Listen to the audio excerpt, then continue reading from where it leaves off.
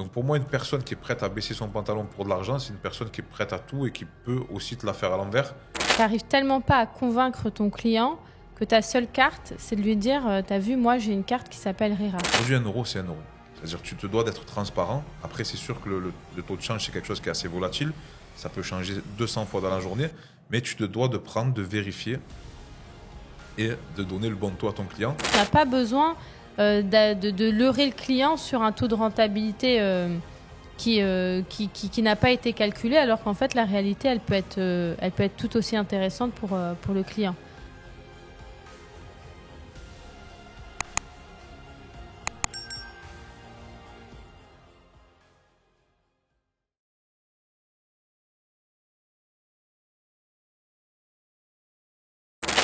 Noria, comment tu vas aujourd'hui?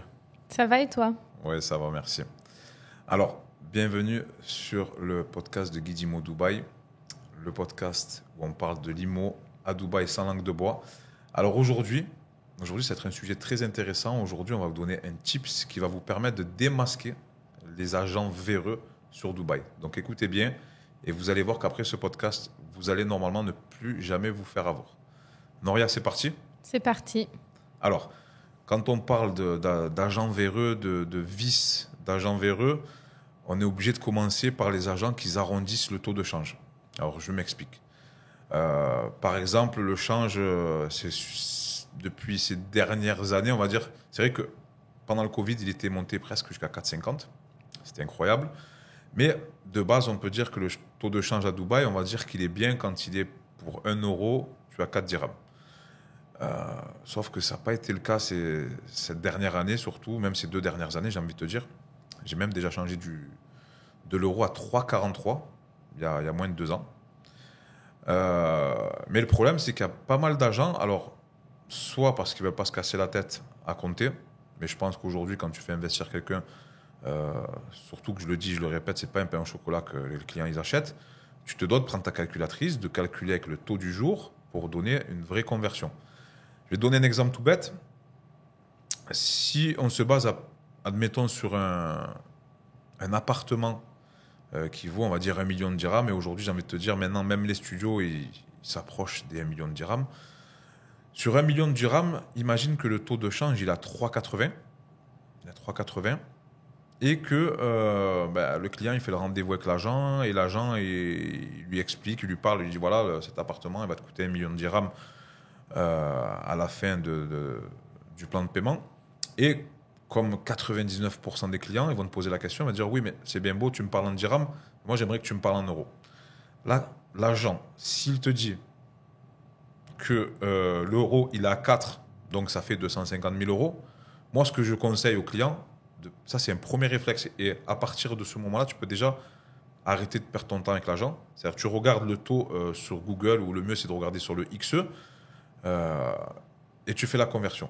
Parce que si, admettons, le taux il a 3,80 et que l'agent il te parle du taux à 4, d'un taux à 4, ça fait alors sur 1 million de dirhams, ça fait 250 000 euros si tu pars sur un taux à 4. Et si tu pars sur un taux à 3,80, ça fait à peu près, alors je le sais parce que je l'avais calculé, 263 000 euros. C'est-à-dire, t'imagines qu'en fait, là, en rapide, il t'a dissimulé 13 000 euros. 13 000 euros, ça reste de l'argent. On est bien d'accord.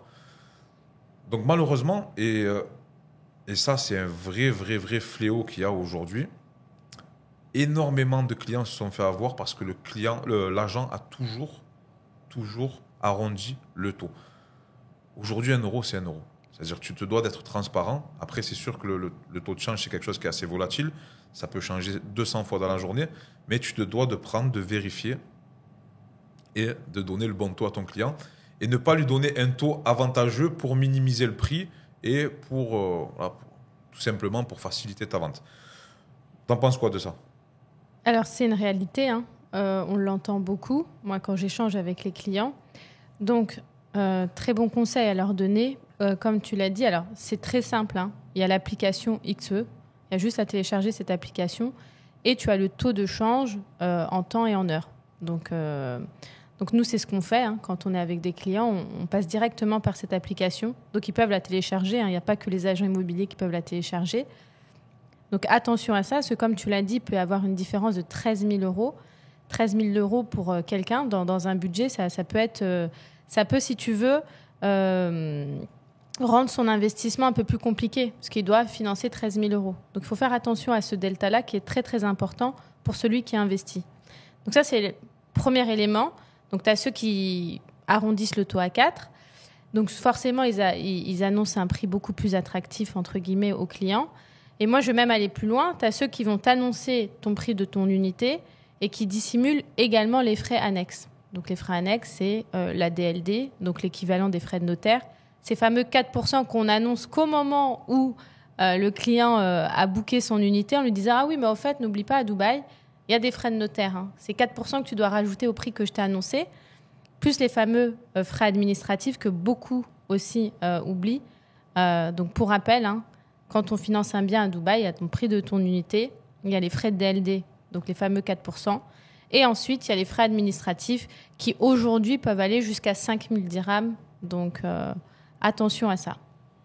D'accord. Et au final, même aujourd'hui, par exemple, si tu prends l'exemple de ces 13 000 euros de différence qu'il y a entre ce que l'agent t'a annoncé et ce que tu vas payer en réel, des fois, ça s'approche de tes frais de DLD, en fait. Exactement. Donc, il faut vraiment se mettre à la place du client, parce que beaucoup, ici à Dubaï, beaucoup d'agents perdent la notion de cet argent. Beaucoup pensent que 13 000 euros, c'est rien.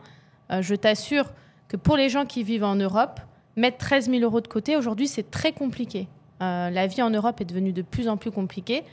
Donc 13 000 euros, peut-être que pour l'agent, c'est rien. Pour un client, ça peut être beaucoup. Donc attention, c'est une vérification qui prend que quelques secondes. Et en tout cas, on achète avec tous les éléments. D'accord. Donc, élément numéro 1, si vous parlez avec un agent immobilier qui vous arrondit le taux de change à son avantage pour que le bien soit plus attractif, vous pouvez déjà couper court à la discussion. Ce n'est pas quelqu'un de droit, ou sinon, ce n'est pas quelqu'un de minutieux. Et quand on fait investir de l'argent aux gens, on se doit de vérifier ces détails qui sont primordiaux. C'est la base de ton business. On m'a toujours dit, quand tu fais des affaires, c'est dans tes achats que tu gagnes ton argent.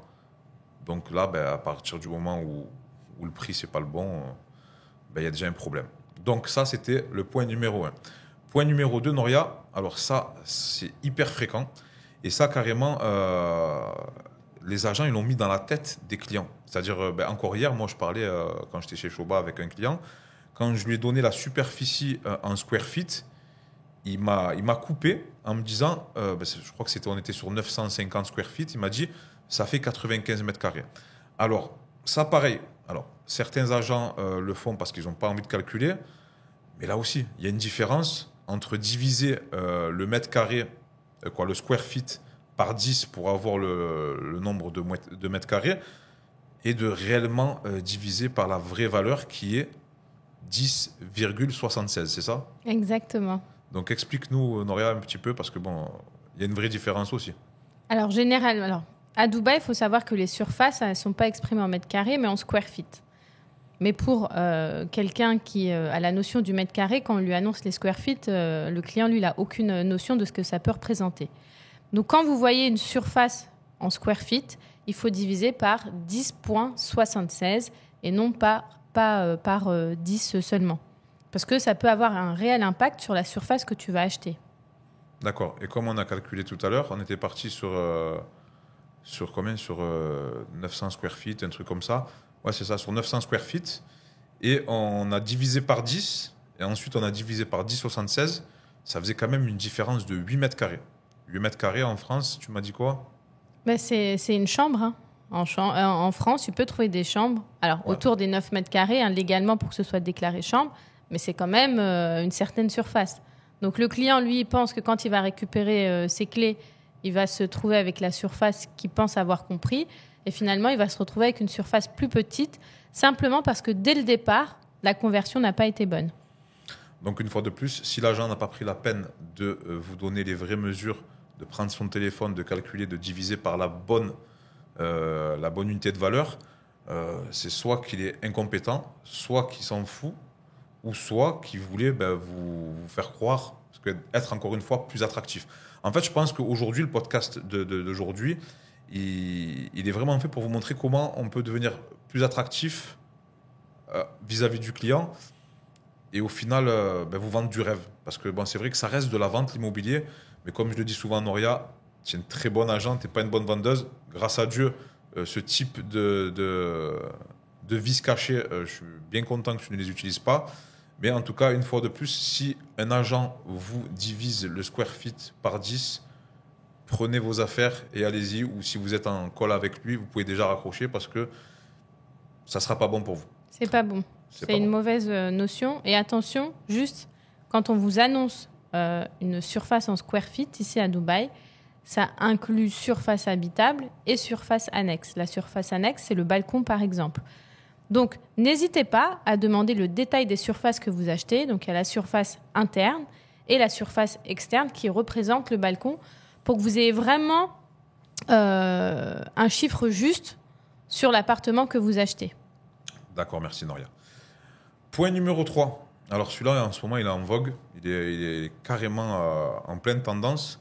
Les agents qui mettent en avant le fait d'être certifiés RERA, d'avoir leur agrément RERA. Alors il y a pas mal de personnes qui vont vous dire, alors faites attention, si vous parlez avec un agent, demandez-lui son agrément RERA, sa carte de broker, parce que sinon, c'est soit quelqu'un qui n'y connaît rien ou un escroc. Moi, personnellement, j'ai commencé, j'avais mon agrément RERA, mon agence avait l'agrément RERA. C'était pas quelque chose qui était obligatoire à mes débuts. C'est quelque chose qui est rentré en vigueur quasiment dans mes débuts. Aujourd'hui, t'en penses quoi? Parce qu'il y a beaucoup de gens qui mettent ça en avant comme si c'était, pareil, une légitimité, une crédibilité de fou. Alors que pour moi, je connais de très très bons agents qui n'ont pas la RERA.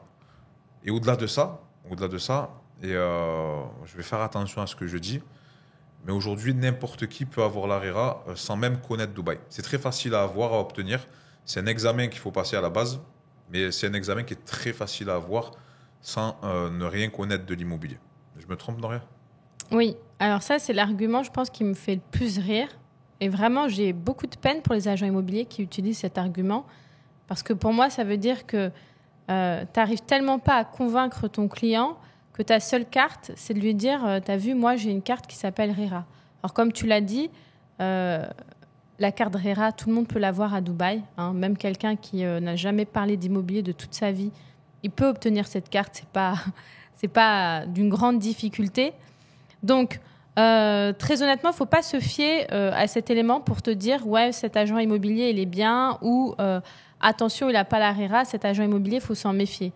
Ça, c'est un argument toutbidon.com. C'est juste que tu n'as tellement pas les connaissances solides pour convaincre ton client, tu as tellement du mal à le convaincre finalement, ou même à lui apporter les bonnes connaissances que tu vas lui dire au fait, l'agent avec qui tu as parlé, il t'a envoyé sa RERA en photo? Le nombre de fois où j'ai entendu ça. Donc, j'ai plus de la peine pour ces agents immobiliers qu'autre chose. Après, moi, j'ai envie de te dire, l'examen de la RERA, c'est important de le passer aussi. Oui. Parce qu'au final, mine de rien, tu apprends des lois. Et on le sait ici, les lois elles évoluent très vite. Donc moi, je pense que ça reste un examen important à passer. Si tu te prétends être agent immobilier, tu ne dois pas avoir peur de le passer. Parce que bon, si aujourd'hui tu te permets de vendre des biens à plusieurs milliers d'euros à des gens, tu te dois d'être informé des lois. Donc si tu n'es pas prêt à assumer cet examen, tu vois, moi je te dis en gros, ne commence pas à vendre tant que tu n'as pas passé ces trucs. Mais après, voilà, comme je t'ai dit, voilà. Moi, pour moi, en tout cas, l'agent qui va te dire j'ai la RERA ou est-ce que les agences avec qui vous avez parlé, ils vous ont envoyé la RERA en photo, ça, pareil, c'est un signe de... Je sais pas, c'est un manque de confiance. C'est un manque de confiance et voilà. C'est un argument qui est mis dans la balance volontairement, mais qui n'a aucun poids, aucune valeur quand on sait comment on peut obtenir cet agrément. Exactement. Tu valides? Je valide. Donc, sujet suivant, Noria, pas mal d'agences aussi parlent d'exclusivité. Quand un projet sort, ça arrive souvent que des agences disent, voilà, on a une exclusivité avec le promoteur, donc si vous voulez des unités, passez par nous. Alors, après, je ne peux pas dire à 100% que ce n'est pas vrai, mais je peux le dire à 99%. Et en général, 99%, c'est comme si c'était du 100%. Faut savoir que dans les projets sur plan, à Dubaï, ils utilisent la politique du premier arrivé, premier servi. Sauf si l'agence a réservé pour de vrai, parce qu'il y en a qui disent qu'ils réservent des étages, mais ce n'est pas le cas. Mais sauf si l'agence a en sa possession un étage, oui, là, on peut parler d'exclusivité. Mais tu sais, en tout cas, moi, je l'ai vu par le passé. Et après, c'est une technique de vente, faut respecter. Mais bon, on est là pour dénoncer un petit peu les techniques farfelues. Moi, j'ai déjà vu dans un projet, on va pas donner de nom, une agence qui parlait que d'exclusivité, où on a 7 étages, on a les meilleures unités, blablabla, bref. Et au final, il y a des clients qui parlaient avec moi, qui sont allés avec l'autre agence, parce que c'était le début des... Moi, j'appelle ça l'amour est aveugle, où on te dit achète un appartement sans voir de photos, sans voir de prix, sans savoir le plan de paiement. Donc, c'était vraiment le début de cette mode-là. Donc, moi, quand le client me pose la question, quand il me dit est-ce que tu peux me donner des prix, des photos du projet, un plan de paiement, moi, je dis non, malheureusement, je ne peux pas t'inventer des choses que je n'ai pas en ma possession. Mais en parallèle, tu avais des agences qui disaient nous, on a les informations, on a des exclusivités. Donc, déjà, ils se permettaient de sortir des prix parce que c'est vrai que le promoteur, en général, il va te dire oui, les prix, ça va être plus ou moins le même prix que l'ancien projet. Sauf que c'est jamais le cas. Bref, et au final, les clients avec qui j'aurais dû faire affaire, ils sont partis chez un concurrent. Bon, après, c'est Dieu qui donne, hein, ça, on ne peut pas changer les choses. Mais au final, quand ils se sont retrouvés chez le concurrent et que le concurrent, il leur a dit non, finalement, oui, c'est parti parce que tu as mis trop de temps à m'envoyer ta pièce d'identité, donc j'ai dû le vendre. Bon, bref. En gros, beaucoup jouent des histoires d'exclusivité, alors que dans le marché off-plan, il n'y a pas d'exclusivité, même si tu as de très bonnes relations avec le promoteur. T'en penses quoi, Noria? Alors, c'est ce que tu viens de dire, hein, la notion d'exclusivité à Dubaï, en tout cas sur le off-plan, elle n'existe pas, à part quelques rares exceptions, comme tu l'as dit, soit des agences qui réservent, par exemple, des étages. Ça peut arriver, mais c'est très peu courant. Mais en soi, la notion d'exclusivité, c'est vraiment un appât pour attirer le client dans ses filets, rien d'autre. Hein. D'accord. Après, ça, je pense que ça a déjà dû t'arriver. Tu fais une vente avec un client, il y a une annulation. Vas-y. Alors, ça peut arriver, effectivement. Alors, c'est pas de l'exclusivité en soi. C'est que si demain, il y a un client qui se positionne sur une unité avec notre agence, et que le client, pour X ou Y raison, il annule sa vente, si tu veux, tu peux avoir cette unité sous le coup de quelques heures juste pour toi avant qu'elle réapparaisse dans l'inventaire principal où toutes les agences ont accès. Ouais, en gros, c'est ce qu'on appelle du phishing. En fait, c'est un petit peu comme sur certaines plateformes d'achat, vente et location qu'il y a à Dubaï, où tu peux des fois voir des annonces incroyables, des appartements à des prix bien plus bas que le marché. Et en fait, ça, c'est une stratégie pour ramener du client. Après, une fois que tu l'as attrapé, le processus de vente, il est en marche et c'est comme ça que certains arrivent à avoir des clients. Mais en tout cas, si on vous parle d'exclusivité sur du off-plan, 9 fois sur 10, c'est faux, sauf si l'agence a un étage. Et même là, maintenant, c'est devenu la mode. Maintenant, tout le monde achète des étages. Bon, bref. Voilà, encore un petit tips sur les agences véreuses. Prochain sujet, Noria, et ça, c'est un sujet assez important. C'est sur les agents qui vous proposent de vous rétrocéder une partie de leur commission. Alors, il faut savoir que des fois, un agent, pour faire la différence, pour pouvoir vous alpaguer, il va te dire écoute, tu as vu, moi, si tu passes par moi, je vais te donner la moitié, 1% ou la totalité. Il y en a qui peuvent aller jusqu'à dire la totalité de la commission. Parce que des fois, tu peux dire ouais, mais alors pourquoi tu travailles gratuit? Non, mais parce que si tu passes par moi, ça va faire augmenter mon quota et au final, derrière, je vais avoir une prime. Donc, j'en ai entendu des vertes et des pas mûres à ce niveau-là. Mais en gros, faut savoir que ça, c'est illégal à Dubaï. Donc, rétrocéder une partie de sa commission, c'est illégal. Il faut savoir aussi que du fait que ça soit illégal, rien ne peut être posé sur papier. Donc, aujourd'hui, l'agent il peut te dire moi, je vais te donner la moitié de ma commission, mais vu que c'est illégal, il ne peut pas le mettre sur papier. Donc, c'est qu'une histoire de parole. Et moi, pour moi, une personne qui est prête à baisser sa commission, c'est comme s'il baissait son pantalon pour de l'argent. Donc, pour moi, une personne qui est prête à baisser son pantalon pour de l'argent, c'est une personne qui est prête à tout et qui peut aussi te la faire à l'envers. Et justement, on a entendu beaucoup d'histoires à ce niveau-là de personnes qui promettaient de rétrocéder leur commission, qui n'ont jamais tenu leur engagement. Au final, des fois, ça s'est très mal fini, des fois moyennement, mais bon, bref. quoi qu'il en soit, moi, je pars du principe où si un agent il est prêt à faire à ça, c'est qu'il est prêt à tout. T'en penses quoi? Alors, comme tu l'as dit, hein, c'est que des paroles d'un agent immobilier. Il n'y a pas d'écrit, il n'y a rien qui va attester ou assurer qu'il va te rétrocéder une partie de sa commission. Donc, il faut faire très attention parce que c'est une pratique qui est quand même courante dans certaines structures. Donc déjà, en tant qu'investisseur, en tant qu'acheteur, tu n'as aucune garantie que l'agent immobilier va te rétrocéder sa part de commission. Et en plus de ça, tu vas pas pouvoir faire valoir ce soi-disant accord, parce que tu l'as si bien dit, c'est illégal. Donc quel recours tu peux avoir contre quelque chose qui est illégal? Bah, tu n'en as aucun. Donc attention à cette pratique-là. Après, ce que j'en pense réellement, c'est comme le coup de l'ARERA. Pour moi, c'est tout simplement des agents qui ont un manque... Pour moi, c'est un manque de confiance en ses connaissances. Que si aujourd'hui, tu arrives à vendre parce que tu promets de l'argent à ton client, c'est que tu n'as pas eu les connaissances nécessaires, tu n'as pas assez rassuré ton client, tu n'as pas réussi à le convaincre par des arguments fiables, que tu l'amènes tout simplement dans cette direction. Donc finalement, ça me fait plus de la peine pour eux qu'autre chose. D'accord. Bon, en tout cas, sachez que c'est illégal et que rien ne les engage à vous donner ce qu'ils vous ont promis, donc faites attention. Noria, sujet suivant, les fausses promesses sur les rentabilités exorbitantes. Je vais te laisser parler là. Alors c'est vrai qu'on a tendance à voir beaucoup d'agents immobiliers qui vont te promettre une rentabilité. Alors ce qui est drôle, c'est qu'ils annoncent toujours la même rentabilité, hein. Ils vont t'annoncer une rentabilité à 10%. Alors bien sûr, les plus intelligents vont jamais te dire si c'est brut ou net, hein. Ils vont juste simplement te dire, bah voilà, tu vas avoir 10% de renta sur ce projet-là. Pour les plus vaillantes, on a même qui vont aller jusqu'à 12%. Mais sans en fait faire de calcul de renta. Encore une fois, c'est encore pour alpaguer le client. C'est des personnes qui ne prennent pas la peine de faire un calcul de rentabilité qui est pourtant simple.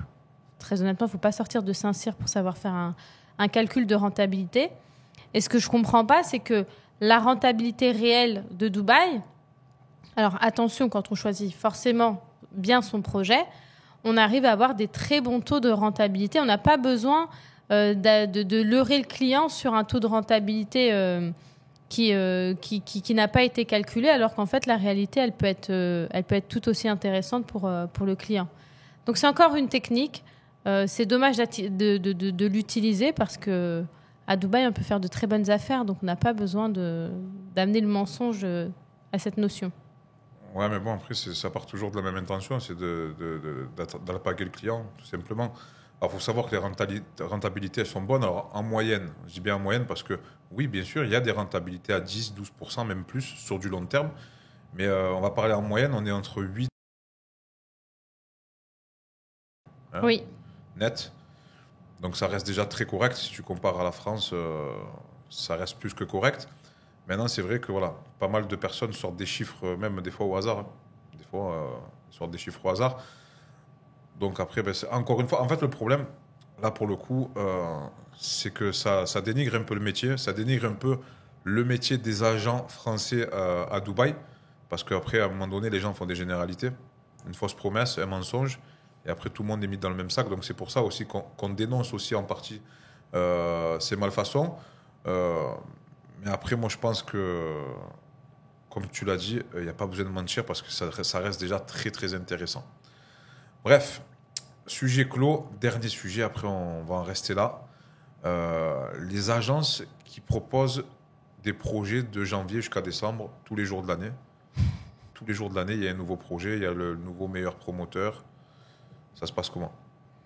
Moi, je l'ai toujours dit, celui qui propose tout, c'est qu'il ne sait pas ce qu'il propose. Voilà. Une nouvelle fois, pour moi, c'est vraiment...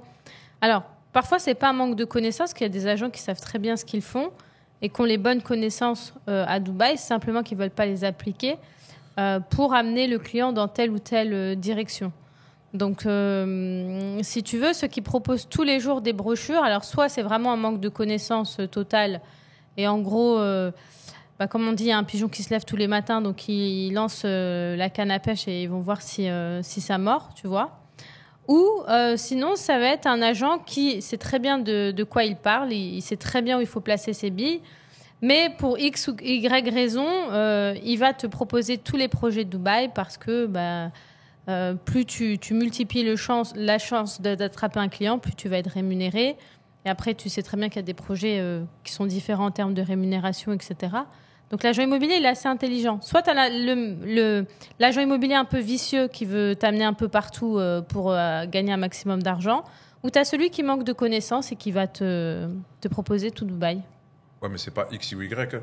C'est que Z, là. C'est que pour prendre de l'argent, en fait. Comme tu as dit, en fait, pour moi, c'est soit il est bête, il connaît pas son métier et il croit en tous les projets, ou soit il connaît très bien son métier, mais en fait, il fait pas son métier. Son métier, c'est de conseiller. Lui, il est là que pour gagner de l'oseille. Donc, en fait, pour moi, il n'y a que ces deux solutions. Donc, les agences qui proposent des projets toute l'année, tout type de projet, parce que des fois, il y a des périodes où il y a pas mal de lancements. Il y a des mois où tu peux avoir 3-4 lancements intéressants dans un mois, voire plus, hein. Mais il y a des mois où, après, c'est propre à chacun. Nous, par exemple, depuis le début de l'année, il n'y a pas énormément de projets qu'on a proposés. Il y a même des projets qui, malheureusement, dès qu'on les a proposés, on n'a pas eu le temps de dire ouf que c'était sold out. Mais on se tient à nos valeurs, à ce qu'on préconise, et de proposer tous les projets avec tous les promoteurs, les nouveaux promoteurs, toutes les localisations de Dubaï. Bref. Et je vais même dévier sur un autre sujet. Alors, moi, je pense que quand une personne elle cherche à investir, elle se renseigne un petit peu. Donc, je pense que plus ou moins tous les Français qui ont investi à Dubaï, ils ont plus ou moins suivi un petit peu tous les comptes Snapchat, Instagram, YouTube, sur les réseaux de un petit peu toutes les agences. Mais moi, je ne sais pas comment ils font quand ils voient, par exemple, un agent qui, en janvier, va te vendre Shoba comme si c'était le meilleur de Dubaï. En février, va critiquer Shoba comme si c'était le pire. Jusqu'à là, encore, on va dire, allez, ok. Mais en mars, il est capable de te reporter Shoba comme si c'était le meilleur de Dubaï. Et moi, je pense qu'à partir du moment où si tu as un petit peu de bon sens, ça, normalement, ça devrait être un facteur qui devrait te dire, il n'y a qu'une chose à faire, bloque. Là, tu vas sur Snap, tu vas dans les réglages, tu bloques. Parce que là, tu es en train d'écouter une personne qui dit de la merde, quoi. Et le problème, c'est que même si tu arrives à comprendre qu'elle dit de la merde, mais si tu continues à suivre cette personne, ben, tôt ou tard, elle va te rentrer un morceau de merde dans la tête que tu vas pas voir arriver. Et ça peut te faire des bêtises après dans le choix de ton investissement. Moi, ça, j'en suis persuadé. C'est certain même. Quand tu vois, malheureusement, on empathie de ce genre de comportement parce qu'il y a l'investisseur va perdre confiance, alors pas en nous, hein, mais va perdre confiance en l'investissement immobilier à Dubaï en voyant toutes ces choses. Bref, écoute, Noria, merci pour tes réponses. J'espère que vous avez pris note parce que tout ce qu'on vous a dit, c'est des vrais signaux d'alerte. Donc faites attention, s'il y a un de ces signaux qui apparaissent lors de votre échange avec votre agent à Dubaï, fuyez et vite. Noria, je te dis à bientôt, je te souhaite une bonne journée. Merci, bonne journée à toi aussi. Merci Noria.